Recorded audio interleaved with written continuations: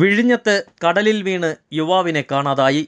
വയനാട് സ്വദേശി 28 വയസ്സുള്ള ശ്രീജിത്തിനെയാണ് കടലിൽ വീണ് കാണാതായത്.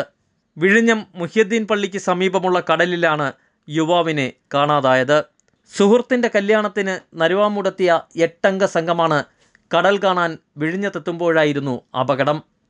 കടലിലേക്കിറങ്ങുന്ന സമയത്ത് ശ്രീജിത്തിനെ തിരയടിച്ചു കൊണ്ടുപോവുകയായിരുന്നു. ഇന്ന് രാവിലെയായിരുന്നു യുവാവിനെ കടലിൽ കാണാതായത്. കടലിൽ കാണാതായ ശ്രീജിത്ത് ഹോമിയോ ഡോക്ടറാണ്.